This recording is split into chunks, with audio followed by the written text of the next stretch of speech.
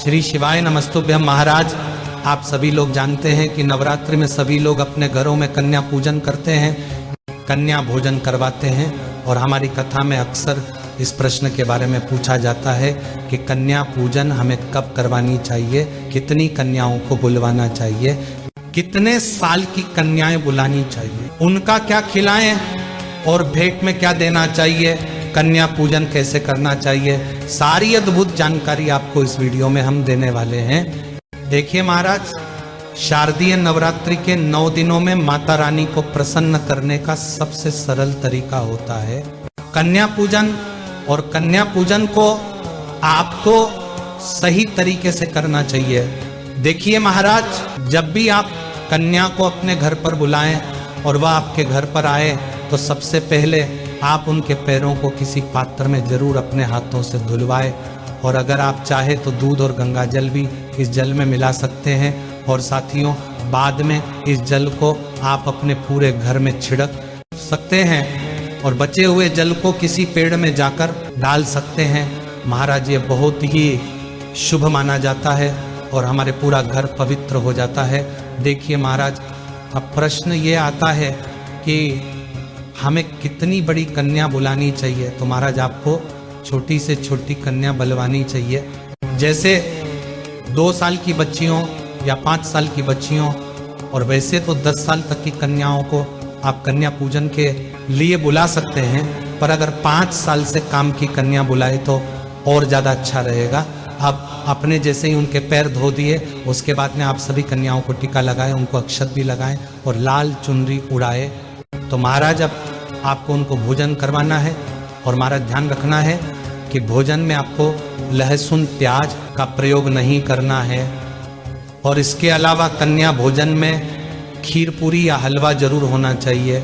और उन्हें आराम से भोजन करने दें, खुशी से भोजन करने दें। और उनको जिस चीज की जरूरत से पहले ही उनको थाली में रख दें। और साथियों, जब कन्या भोजन करने के बाद आप उनके हाथों में कुछ भेंट जरूर दें। वैसे कुछ अनाज दिया जाता है, आप चाहे तो एक पन्नी में गेहूं या चावल, कोई भी एक अनाज को रखकर सभी कन्याओं को जरूर दें। ऐसा करने से हमारे घर के धन के भंडार भरे होते हैं। और साथ ही में आप कोई फल जैसे केला या सेब फल और कुछ पैसे भी उनके हाथ में जरूर देकर भेजें। मेरे प्रिय साथियों, अब हम बात करते हैं कि आपको कन्या कितनी बुलानी चाहिए। तो देखिए, वैसे आपको 9 कन्याओं को बुलाना चाहिए और साथ में एक छोटे लड़के को भी जरूर बुलाना चाहिए, जिसको हम लंगागुड़ बोलते हैं। और इस चीज़ का थोड़ा ध्यान रखना है। और साथ में जब भी आपके घर से कन्या जा रही हो, आपको उनसे ये जरूर बोलना कि बेटा आते रहना, कल वापस आ जाना। और साथियों, आप ऐसा ध्यान रखना कि जब आपके घर से जाएं तो बहुत खुश होकर जाएं, कोई भी कन्या दुखी होकर ना जाए। और जब कन्याएं आपके घर से जा रही हो तो आप उनके पैर छूकर आशीर्वाद जरूर लें और घर के सभी सदस्यों से भी बोले। और जाते समय आप उनको खेल खिलौने दे सकते हैं, गुड्डा गुड़िया दे सकते हैं जो उनको पसंद हो, जैसे चूड़ी, कंगन, कलर्स, रबर बैंड्स, बहुत प्यारी प्यारी चीज़ आती हैं जो आप उन्हें गिफ्ट में दे सकते हैं। और कन्या पूजन में सबसे ज़्यादा जरूरी होता है उनके पैरों को धुलवाना, उनका तिलक करना, उनको चुनरी उड़वाना, उनके पैरों में माहौर लगाना है, उनके पैरों का आशीर्वाद लेना और जाते समय उनके हाथ में कुछ तोहफा देना। तो साथियों, इन चीज़ों का विशेष रूप से ध्यान दें। और महाराज, हम तो ऐसी ही आशा करेंगे कि आपकी यह नवरात्रि बहुत ही ज़्यादा खास रहे। महाराज, अब आखिरी में यह प्रश्न आता है कि हमें कन्या पूजन कब करना चाहिए। तो देखिए साथियों, विशेष रूप से नवरात्रि के 9 दिनों में से आप किसी भी एक दिन कन्या पूजन करवा सकते हैं, आपको पूरा फल मिलेगा।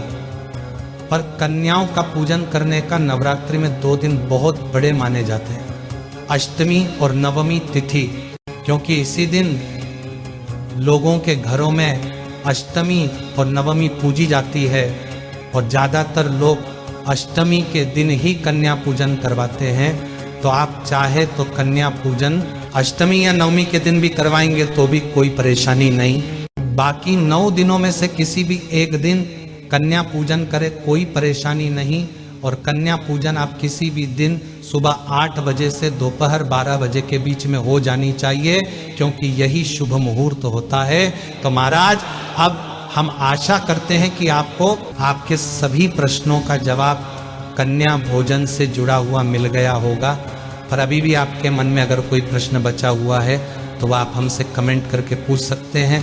और आप हमारी ये वीडियो कहाँ से देख रहे हैं कमेंट में ज़रूर बताएं, और चैनल को सब्सक्राइब याद से कर दें। श्री शिवाय नमस्तुभ्यं महाराज।